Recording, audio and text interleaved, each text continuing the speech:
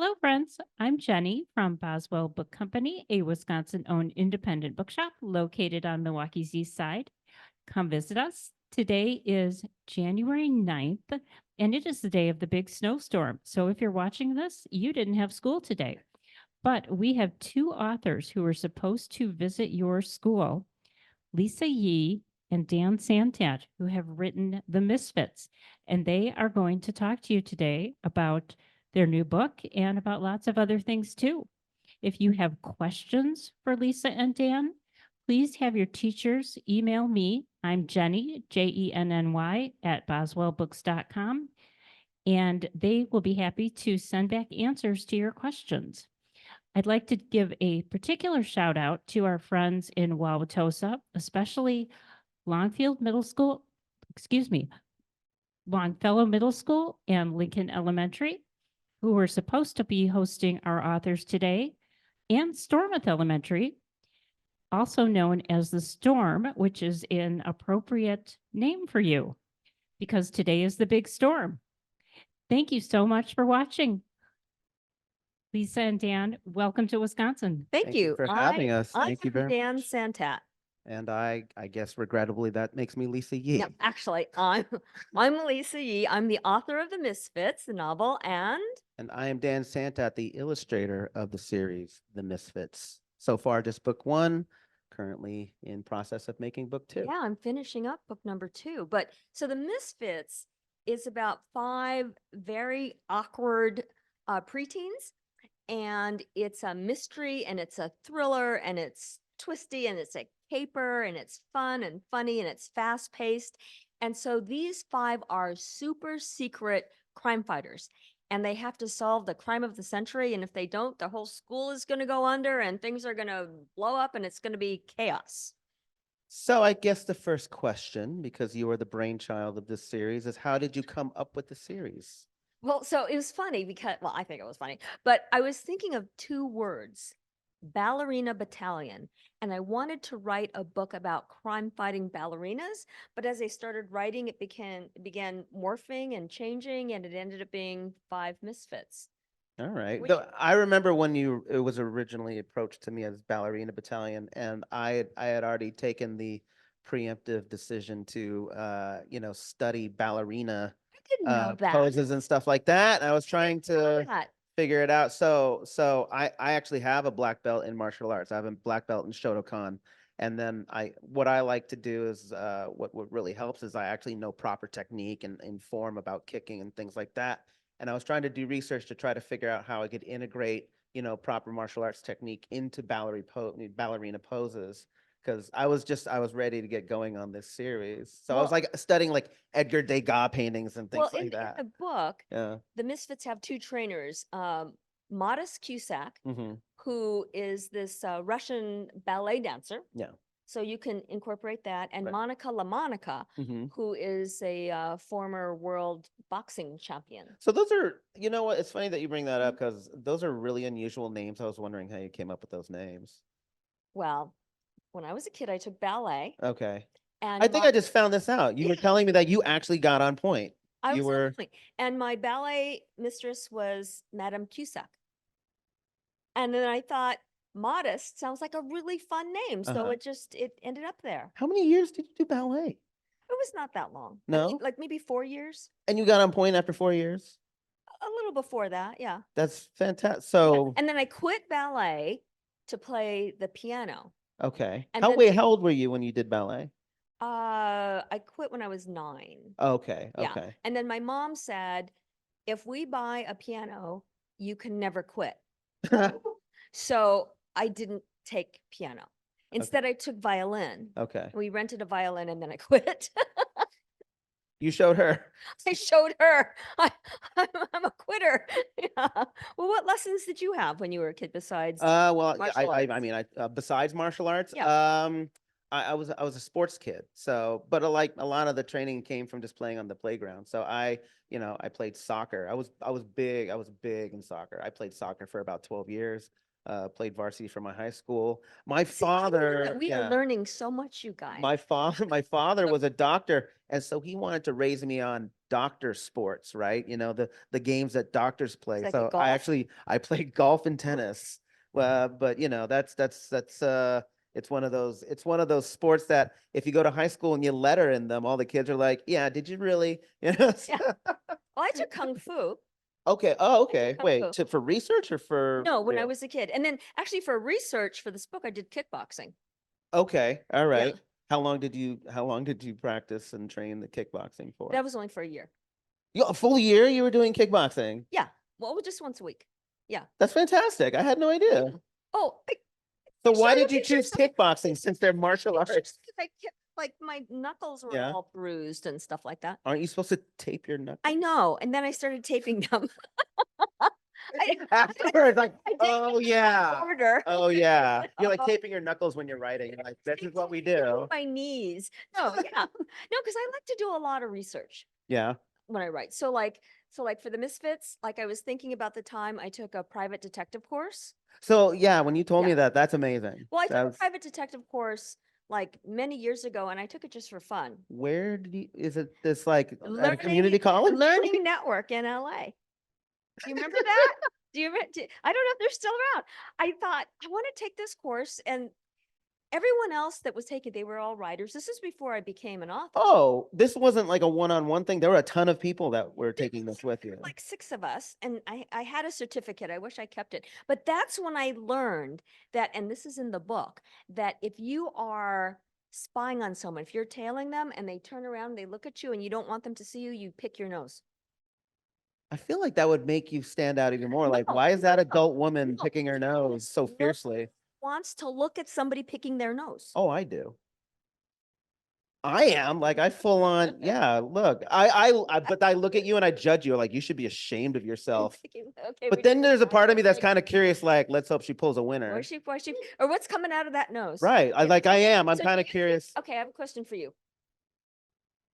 What's the hard one, booger or snot? What's the harder one? Yeah. Booger. See, I always There's no booger rocket. I always There's a think snot rocket. snot's You for the part. Oh, that's true. yeah. Like the farmer So sneeze. booger. Snot's very viscous. I hope you guys are learning a lot today. Yeah. I'd love for you to email and give us a poll on which one is harder. Well, I can't believe that was a question that you pondered. wait, keep talking because I want to show them some pictures. Keep talking.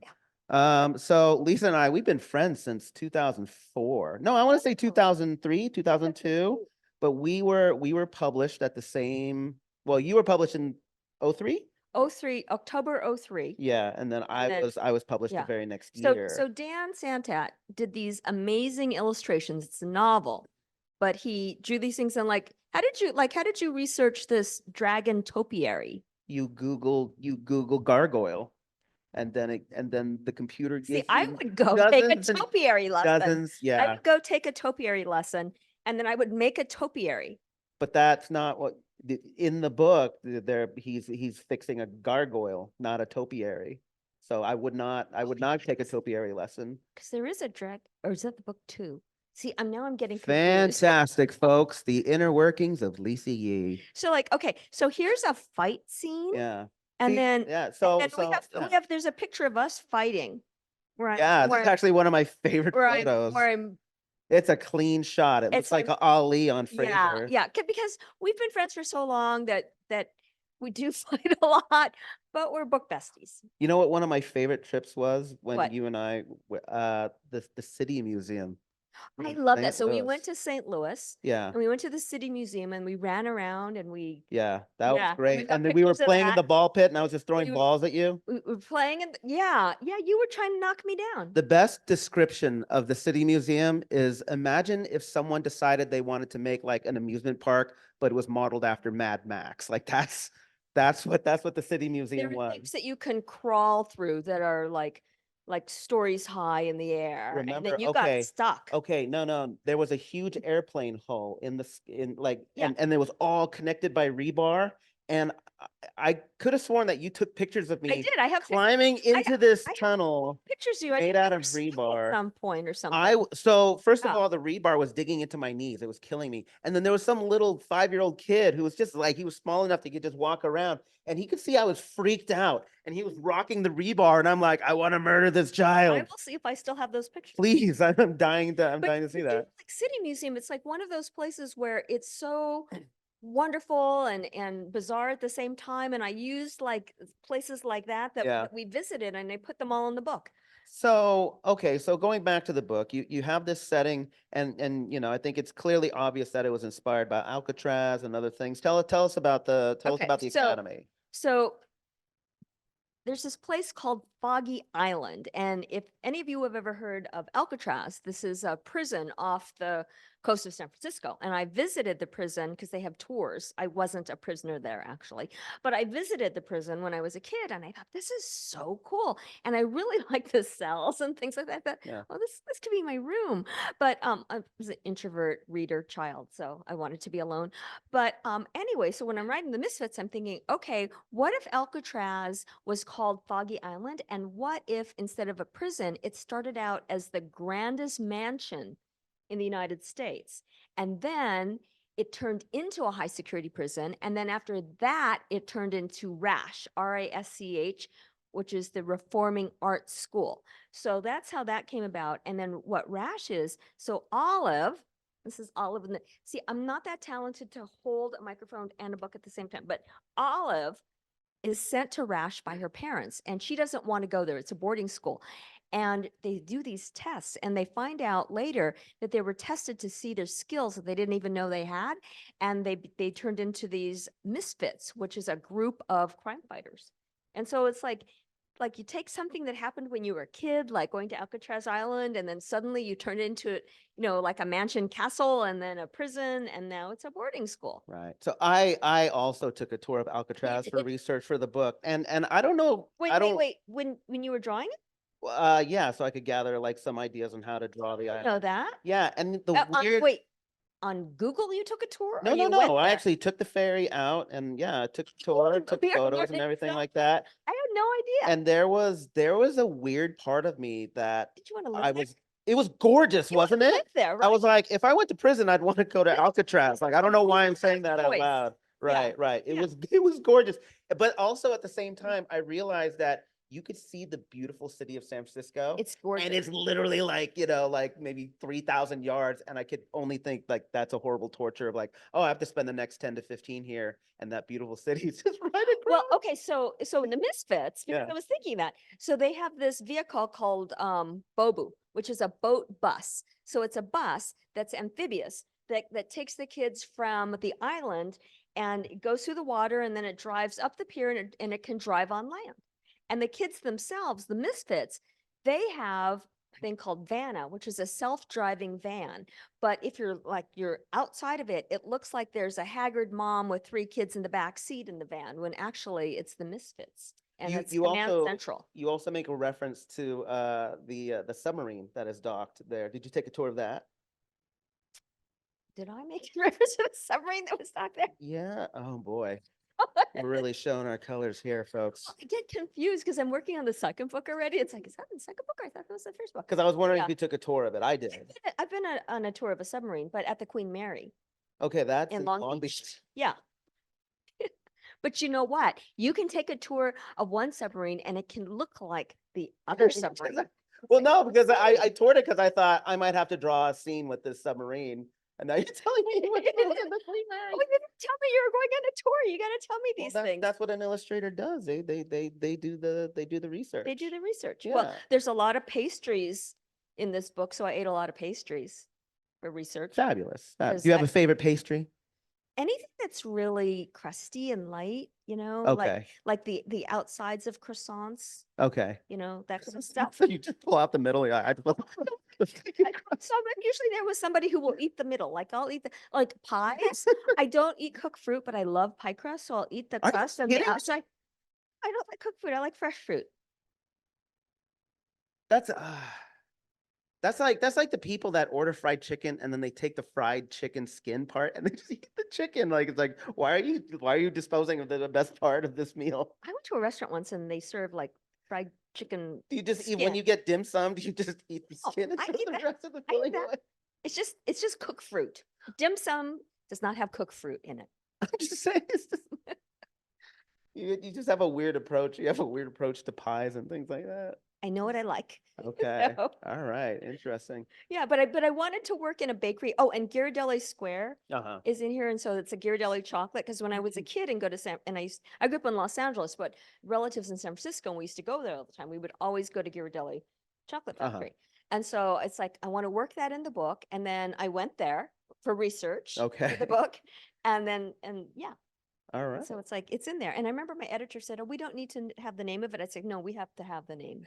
Okay, so Say, that's a question. Was there issues of being allowed to say it? I don't think so. I Okay. don't know. I Because don't know. sometimes, I don't know, sometimes publishers will get on my case like, oh, you can't use these song lyrics. Well, you can't, you know, if you use song lyrics, you can only use a percentage of the song. Okay.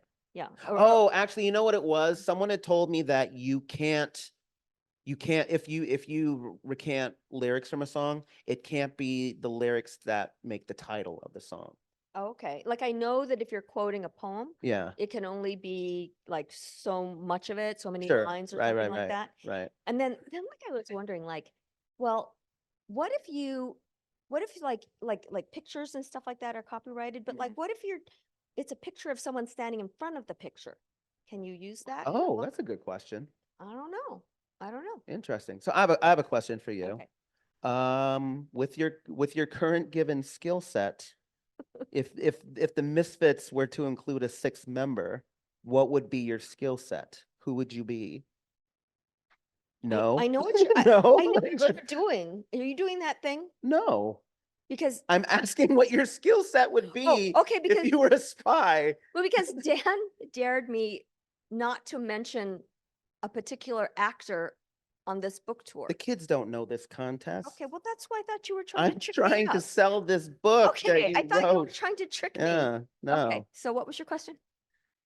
If you were one of the Misfits, Okay. they said we need a middle-aged Asian woman in our group. What would be your skill set to add? I think I could cause confusion. Okay. So like each of the Misfits has a certain skill set. So like this is Iggy, and she's very sullen. She can break any locks, and she's a great fighter. And Theo next to her, he's very mellow, but he can talk to adults and he can get anyone to tell him anything. He's Mhm. just really chill. Olive is very intense and she worries all the time, but she's a great acrobat. James right there, he's a genius and he loves Battleship. And Phil, she's a computer whiz. She has rings on her fingers that are computers, and she can create like these amazing gadgets that do all sorts of things like stink spray. So like if you're following somebody and you want to tag them, you spray them with the stink spray and they can't escape, or you can always find them because you can just sniff and smell them. You know, stuff like that. Is that something that you learned in the spy training? They did not have that in my detective Okay. class. So I'm going to have to create a class where we teach these things. Okay. So like what spy skills or gadgets would you like if you were a misfit? If they were a seventh misfit? So I What don't would you think be? there was a member that was good with the disguises. Oh, okay. Okay, I guess I'm giving away some elements That of a comes in book two. future. Okay. Well, then maybe I've already lost out on that position. You know what? I'd be the one that would remind them to like bring their lunch and and make their Spotify playlist. Like Dad made you a new So Spotify playlist. And you'd be the dad misfit? I guess I would. I'd The be, the you know the what I would be? reminder? Like in Charlie's Angels, I'd just be Oh, the voice. Bosley? Yeah, I'd be the voice in the microphone, like, good job, kids. I'm gonna go play Minecraft for the next 5 hours. You go fight crime. So Uh, okay, so did you do more research for the book that I don't know about? I mean, other than doing the martial arts and just referring back to like I had oh my gosh, I had to dig deep for like old videotapes that were really warped. And I had like these old technique books on performing certain kicks and things like that. And just reminding me of myself of certain things. For example, like when you plant a kick, it's important to keep your heel like flat on the ground, because that's where you gain your power. When you do a stance, your knee goes over your foot. Making a proper fist, your thumb goes over the two knuckles. Actually, here's a very interesting thing that a lot of people don't know. A chop, like a chop with your hand, isn't just a straight. It's not just a straight hand like this. You actually have to crimp your finger, like your middle finger, like that, and that gives it a little bit more substance, a little bit more power and form. Little things like that. Proper ways to kick, lifting the ball of your foot, and things like that. Yeah. Yeah, because the kids, they go through very intense training Right. to become fighters. I just remembered one other thing that I spent a lot of time doing was, the fashion, the clothing and the fashion, because I didn't want these kids to like dress like, I don't want kids nowadays to pick up these books and be like, why are they wearing pigtails and suspenders? This is lame, right? So I actually looked through like, old, like urban outfitting catalogs and things like that. I would talk to my kids and their friends and things like that. You know, uh, the tech genius, Dizzy, Phil? Phil. Phil. Sorry, yeah, Dizzy. yeah. That's the eighth. I spoke with some Muslim friends and made sure that like I could, because you wanted her to be fashionable, but she also had to adhere to certain Mhm. dress codes. So I was trying to make sure that that was done properly. But I wanted them to be fashionable. I wanted them to be cool, but I wanted the things that they were going to do look authentic. And so that meant I mean, we were talking about this. We were talking about like James Bond, and how back in the day, you would say, oh my gosh, his shoes also a phone, right? That would be Get Smart. Okay, yeah, right. But but Yeah, but like but but like yeah. nowadays, we all have phones in our pockets, and it can literally do everything. So Well, that's why, like, so when I was coming up with, and they call it the gadgets or the apps. So, like, they all had phones, but the phones you can fold it. mhm, You can mhm. fold it up, and so I was kind of going old school and yet high tech at the same time Right, when right. I was coming up with things. And I was thinking about Silly String. Do they still have Silly String? It's this, Do they? they Because do. I mean, Okay, it's they an were aerosol and you press it flammable. and it Like I comes remember that out. was like, yeah, And so, like in the book, they have this kind of string where, they press the button, but they can tie people up right, and and so, I use like stuff like that. yeah. Things that like I was really thinking about like my old toys and stuff that I had. Actually, you know what I found really fascinating that I wanted to ask you about? Phil's Ring computer. Like, how did you come up with that? That was actually pretty innovative. Oh, so she has all these she has all these giant rings and they're different computers and then she can like have her self-driving van come or she can look up anything or she can make a holograph from it. I just made it up. So I Okay. should copyright that.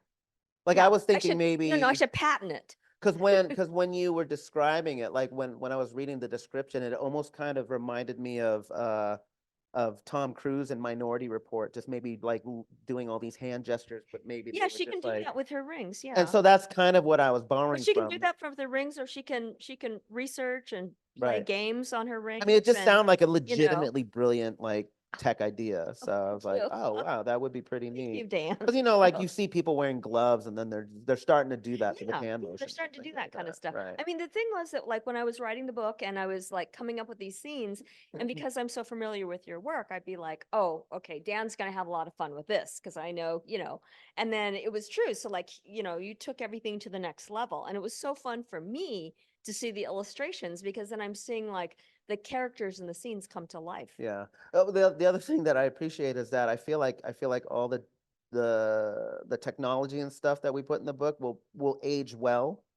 Like in the future, they're not going to be like, well, that missed by a mile, right? I mean, we have Vanna, the self-driving car, which to this day we're still having a hard time We're trying to still figure trying out, to- right? Yeah, I'm thinking, okay, so for further book, future books, I'm going to have to make them fly or something like that. I mean, like keep going. But like, everything in the book, it's like retro and modern and Mhm. contemporary at the same time. So Right, it's all of those. But I mean, it was just so fun sitting there, just making up these things. right, And right. and so like I wrote the DC Superhero Girls series, and Mhm. that was fun, and I learned about world building. But I thought, okay, what if we had these heroes, but they didn't have superpowers? What if they have technology, but these kids are really smart and they're really creative. Mhm. And so that's what they lean on. Got it. Nice. Yeah. Also the big jewel, the big necklace that they're trying to steal. What was the inspiration for that? So in the book, there's a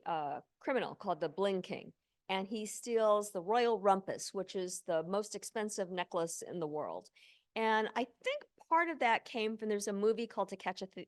Oh, yeah, yeah, yeah, yeah. With Cary Grant. It's an old movie. It's really good. Grace Kelly. Judy. No one gets that reference, but if you're Like, what is he doing? Yeah, no, I get Yeah, that. yeah. But I was thinking, because I wanted everything to be over the top. Uh-huh. And so I was thinking, okay, it's got to be the most expensive. Wait, did we put a necklace. price on that? Do you We did. recall? It What was was- it? I think it was like more than $250 million. Oh my God. It was worth a lot. It was worth a lot. Because so I asked because I did look up like the most expensive. Like Yeah. the diamond itself is based on an actual diamond. Right, And then I upped right. it. because Yeah. I went to a jewelry exhibit at the Natural History Museum where I saw this giant diamond called the Yonker, right? The Yonker. Yeah, Jonk, kind of like after Travis Yonker. Anyway, so it's called the Yonker, and it was one diamond. I want to say it was 128 carats. It was $78 million. Oh, that's nothing And then compared to the right, one in the that well, book. that I texted it to you. I was like, oh, look, I found the Yonker. You're like, that's nothing. That's nothing Yeah. compared to what we have. Right, Yeah. And Yeah. that was the other thing because it was supposedly part of a much bigger diamond, and I'm like, why would they break up Why that would they diamond break into it up? smaller Yeah. parts? No, but it's fun just making up this kind of stuff. Right. Oh, hey, you. Hey, Missed you. yeah. Nice to see you again. I think that if I didn't interrupt, you two would just keep talking all would night. be here for and days. You would be Yeah. here for days. Yeah. And it is really starting to snow out there. Okay. Nice. So thank you so much for being here with us. Thank you for Lisa and having us. Dan. Well, Lovely. Friends out there who are watching the Misfits, available at Boswell, signed copies. We got all of our stock signed signed. So them. if you'd like a copy, come visit us on the east side. Okay. Take care, everyone. Thank you very much. Thank you. Bye-bye. And thank you to Boswell Books.